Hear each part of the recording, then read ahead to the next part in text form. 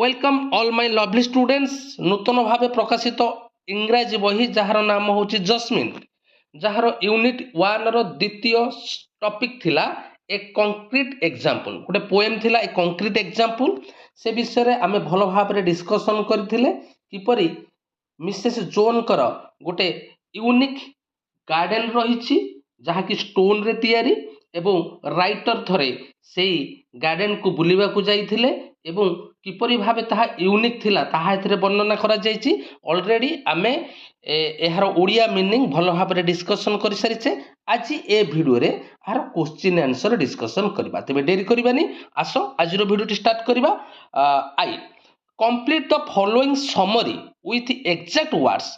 From the poem one example has been done for you share your answer with your classmates and teacher तेणु आमर जो poem T पढ़िले तार सारांश लिखा जाइछि एवं किछि जगह रे शून्य स्थान अछि ब्लैंक्स अछि तेणु से ब्लैंक्स रे हम एप्रोप्रिएट वर्ड लगेबा जे वर्ड टी पोएम रे व्यवहृत होइछि बुझिला तो से गोटे करिकि देखैछि देख the poem describes Mrs Jones the speaker's next door neighbour who has a unique garden filled with dash एठी माने भूल रे एठी गारो नाही एठी हमरो नेगबोर तळे गारो रहिबा कथा बुझेला तो से कहिछि one has been done for you अर्थात गोटे करिकि देखैछि the poem describes Mrs. Jones the speakers next door neighbor अर्थात ए पोएम रे वर्णना करा जायछि मिसेस जोन होउछंती स्पीकर अर्थात पोएटंकर पड़ोसी बुझेला who has a unique garden जहाँकर गोटे अलगा गोटे भिन्न प्रकार बगीचा अच्छी एवं से बगीचाटी फिल विथ डैश पिले कह से बगीचाटी केउथिरे परिपूर्ण होइछि फिल विथ प्रथम हम डिस्कशन करबा पोएम को जिबा पिले लक्ष्य कर पिले my next door neighbour Mrs Jones has got a garden full of stones अर्थात गार्डन टी फुल ऑफ स्टोन्स बुझेला तो तेणु एठारे जो शून्य स्थान अच्छी आम लिखा unique garden filled with stone बुझेला हर गार्डन इनक्लूड्स ए पिकुलार पिले पिकुलियर माने कोन ना अद्भुत बा विचित्र ताको गार्डन रे गोटे विचित्र डैश अच्छी ए पॉन्ड अच्छी पोखरी अच्छी एवं बड़ बड़ पत्थर अच्छी along with an unusual dash बुझेला तेबे एठी गोटे पिकुलियर माने विचित्र कौन रही देख पोएम रे टिके लक्ष्य कर a crazy path a lily pond a rockery and just beyond ता माने सेई गार्डन रे तांकर गोटिए क्रेजी पाथ रही बुझेला तो लिली पॉन्ड रही तेणु ए डैश रे कौन लागिवो लक्ष्य कर पिले एठी लागिवो her garden includes a peculiar path a pond and rockery along with an unusual आउ गोटे रही तांकर गोटे अद्भुत जिनिस रही पिले कौन देख संडाएल कौन रही ए संडाएल तेणु यही डैश रे कौन लगेबा ना संडाएल बुझेला तो an unusual sundial that she finds charming जोड़ा कि तांको बहुत खुशी लगे से संडाएल को देखले ताको भारी खुशी लगे से रॉकरी को देखले खुशी लगे से पॉन्ड को देखले ताको खुशी लगे एवं क्रेजी पाथ को देखले मध्य खुशी लगे Mrs Jones plants tiny dash तेबे देखिबा ताकर जो छोट छोट गछ मध्य रही स्टोन्स रही मु छोट छोट गछ लगे टिनी प्लांट्स माने एठारे टिनी न देकी देछि स्मॉल आउ कोन देछि ना दे आर सो डेलिकेट अति सुंदर छोटिया गछ किंतु अति सुंदर बुझेला तो तेनु एठी टिनी देछि टिनी पर हम एठी कोन लिखिबा ना delicate plants between the stone which the speaker thinks must be so small that they are planted with माने एटा एते एते छोटो जे ताकू से जो बड़ बड़ स्टोन मध्य रे केमति रखा जायछि ना पिन माध्यम रे बुझेला एठी पिन लागिवो one day Mrs Jones invite speaker थरे मिसेस जोन्स स्पीकर को इनवाइट करथिले तांको गार्डन को एंड दे डिस्कस से माने कोन डिस्कस करथुले ना गोटे फूल हला गोटे फ्लावर संपर्क रे डिस्कशन करथुले देखिबा पिले पोएम रे अछि ना नहीं once asked me round to see the stone we stood and talked about a flower तेणु से कहा संपर्क रे डिस्कशन करुले ना गोटे फ्लावर संपर्क रे डिस्कशन करुले Mrs Jone says that the speaker has been dash on it all along तेणु ये कौन हम पे स्टैंडिंग बुझेगा से जो पचारे से फुलटी कौटी ना से कहले मिसेस जोन कहले तुम जो ठिया से हूँ से सुंदर फुल अर्थात बगीचा सारा जो स्टोन रही मिसेस जोन भावती एगुड़िक सब गोटे गोटे गछ एगुड़िक सब गोटे गोटे गछ तेणु तेणु राइटर जिते पचारे where is the lovely things Mrs Jones answer देले you are standing on it तुम जो फुल विषय कहूच से फुल उपर तुम्हें ठिया समस्ते बुझीपार बर्तमान लेखा आरंभ करवा देख बर्तमान लेखा आरंभ करवा The poem describes Mrs. Jones, the speaker's next door neighbor, who has unique garden with filled with dash. एठी आमे लेखिबा stones. Stones. S-T-O-N-E-S. First stones रहिबो. Second कोन रहिबो पिले ना peculiar path और crazy path. बुझिला एठी path रहिबो second टा. अच्छा थर्ड टा कोन रहिबो an unusual sundial. बुझिला sundial. DIAL sundial सूर्य घड़ी मिसेस जोन प्लांट्स टिनी एंड एठी कौन रहिबो पिले ना डेलिकेट अति सुंदर डेलिकेट DELICATE डेलिकेट बुझेला आ 5 नंबर टार कौन रहिबो पिले ना से गच्छ गुडी को से केमिति लगेई छंती ना पिन दे की लगेई छंती बुझेला तो एबो 6 नंबर डैश रे कौन रहिबो फ्लावर FLOWER एवं 7 नंबर डैश रे रहिबो लवली फ्लावर एठी कौन रहिबो ना लवली फ्लावर एवं 8 नंबर रे रहिबो कोन ना स्टैंडिंग बुझेला तो समस्त लिखि दियो बुझेला 1 नंबर डैश स्टोन्स 2 नंबर हला पाथ 3 नंबर हला सनडाइल 4 नंबर हला डेलिकेट 5 नंबर हला पिन 6 नंबर हला फ्लावर 7 नंबर हला लवली एवं 8 नंबर हला स्टैंडिंग बुझेला तो नेक्स्ट जीवा select the correct option to fill in the blanks of the following sentence तबे देखो the tone of the poem पिले ए पोएम रो स्वर कोन ए पोएम रो स्वर कोन मॉकिंग मॉकिंग माने थट्टा करबा बुझेला तेनु एटा हबनी ह्यूमरस हबो निश्चिंत बुझेला मनफुल माने कोन पिले माने सैड ना एहा गोटे सैड पोएम नुहो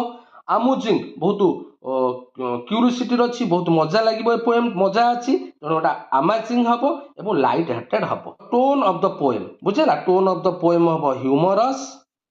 अमेजिंग एवं लाइट हार्टेड बुझेला तबे एटा कोन हबो देखो ऑप्शन डी होची राइट आंसर सेकंड IVV बुझेला तो next question number 2 the speaker in the poem is तबे ए पोएम रे वक्ता किए ना ए पोएम रे वक्ता मिसेस जोन्स नुह मिसेस जोन होचंती पोएटंकर पड़ोसी बुझेला तेणु एई पोएम रे वक्ता होचंती द पोएट बुझेला तो तेणु आंसर हबो the poet next the rhyme scheme of the poem is पिले देखो एटा गोटे नुआ पचारची राइम स्कीम देखिबा हमें राइम स्कीम ए पोएम रो राइम स्कीम कम देखो पिले हमें देखिबा फर्स्ट लाइन रो शेष वर्ड अछि जोन्स एवं सेकेंड लाइन रो शेष वर्ड अछि स्टोन्स जदि आकु हमें ए धरिबा तबे जोन्स संगे जतिपात होउची राइमिंग होउची के ना स्टोन्स तेणु एटा जदि एटा हबो ए समान राइमिंग होउची तापर थर्ड लाइन इटा हमरो प्रथम द्वितीय लाइन संगे राइमिंग होउनी एहा गोटे नुआ कोन ना पॉइंट एवं चतुर्थ लाइन टा देछि बियॉन्ड ता माने अलगा ही गला तेणु पॉइंट को बियॉन्ड समान तेणु एटा बी बुझेला सेही परी a sundial with a strange device एवं लास्ट को देछि नाइस तेणु डिवाइस नाइस अलगा अलगा तेणु एटा होछि सी तेणु A C तेणु एठी जो तीनोटी जाक स्टांजा देछि सेही अनुसार एहा A हबो देखो एटा A जोन्स स्टोन्स बुझेला स्मॉल ऑल ता माने B एवं इन पिन C बुझेला तो शेष स्टांजाटा मध्य सेही परि देखो Jones stones A flower hour B समान जतिपात होउछि एवं क्राइड रिप्लाइड C ता पोएम रो राइमिंग स्कीम होउछि पिले option number A B C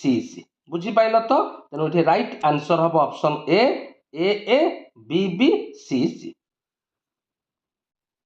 third को जीवा complete the following sentence by choosing the correct answer given in the bracket bracket रे दुईटा आंसर देछि एथरु केउ आंसर टी ठीक the poet uses the word stones in all stanzas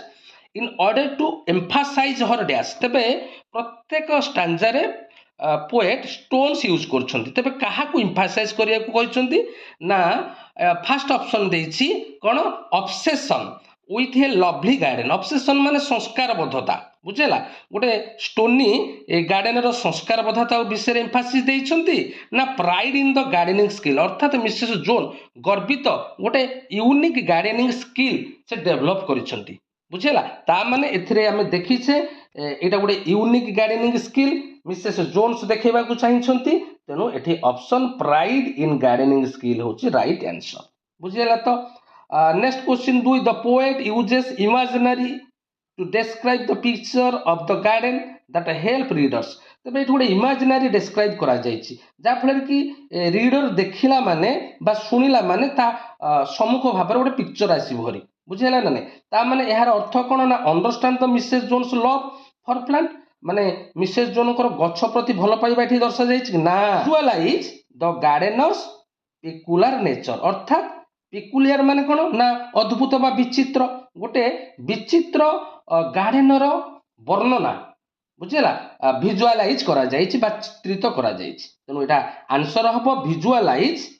the gardens peculiar nature बुझेला तो पिले तापरे आई भी देछि identify the line that is repeated in the poem in each stanza आमे जानिछे पिले एटा तीनोटी स्टैंजा अछि प्रति स्टैंजा रे गोटे लाइन पिले रिपीटेड हेछि से लाइन टा कौन पिले फास्ट लाइन तुम जानी थी प्रत्येक स्टैंजार फास्ट लाइन कौन अच्छी पिले ना my next door neighbour Mrs Jone बुझेला एटा रहिला फास्ट स्टैंजार फास्ट लाइन सेकंड स्टैंजार फास्ट लाइन मध्य my next door neighbour Mrs Jones बुझेला एवं थर्ड स्टैंजार मध्य फास्ट लाइन अच्छी my next door neighbour Mrs Jones तेणु एठी हम आंसर कौन लिखिबा पिले एठी जो प्रश्न से पचारिछि जे कौन identify the line that repeated in the poem in each stanza एठी आंसर लिखिबा हमें my next door neighbor Mrs. Jones this line repeated in the poem in each stanza भी को जिबा in this poem there are some letters or sounds at the beginning of the word that are close together बुझेला से कहूची जे ए poem रे किछ गोटे word अछि जो वर्ड की प्रथम लेटर जो थुर आरंभ होइथिबो सेई शेष लेटर रे मध्य सेई वर्ड रो शेष होइथिबो बुझेला तो identify this words and phrases from the poem and give example देखो पिले तबे देखिबा हमर प्रथम रु आरंभ होइथिबो फर्स्ट वर्ड थिबो एवं लास्ट वर्ड रो मध्य फर्स्ट लेटर थिबो तबे लक्ष्य कर पिले एठी गोटे देइछि कोन ना नेस्टोर नेगबर टिके नजर कर नेस्टोर नेगबर एठी फर्स्ट लेटर देइछि एन एवं शेष वर्डटा जो जोइछि नेगबर फर्स्ट लेटर एन अर्थात एन को एन आउ कोन हबो पिले गोटे गार्डन देखो गोटे गार्डन अर्थात जी रो आरंभ जी रे शेष आउ कोन हबो सेही परि नजर कर पिले दीटा गला गोटे हला नेस्टोर नेगबर आ गोटे हला गोटे गार्डन आउ कोन हबो देखो आउ गोटे हबो एनीथिंग एट ऑल अछि गोटे एनीथिंग एट ऑल लक्ष्य कर एनीथिंग एट ऑल अर्थात ए रो आरंभ एवं शेष वर्ड रो मध्य फर्स्ट लेटर होची ए बुझेला तो आउ कोन हबो पिले आउ गोटे अछि देखो क्वाइट ए क्वार्टर बुझेला क्वाइट ए क्वार्टर बुझेला एक क्यू रो आरंभ एवं शेष वर्ड मध्य क्यू तेनु एतिक वर्ड लिखिबो quite a quarter anything at all got a garden next door neighbour बुझेला तो Mrs Jone excitement about her garden contrast with the speaker disappointed on how ordinary it is find out the line which explain this अर्थात Mrs Jones पई ता गोटे excitement थिला ताको garden विषय रे किंतु राइटर को लागला ऑर्डिनरी बुझेला तबे केउ लाइन रे हा दर्शा जायछि देखो पिले हम पोएम रो लास्ट लाइन बुझेला जेते बेले पोएट पचारि छंती where is the lovely thing अर्थात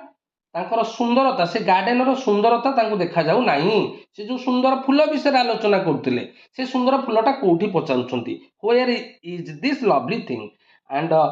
मिसेस जोन रिप्लाई दउछंती कोन ना you are standing on it अर्थात तमे जेउ पत्थर उपरे ठिया होइछ सेटा होची से सुंदर फूल अर्थात मिसेस जोन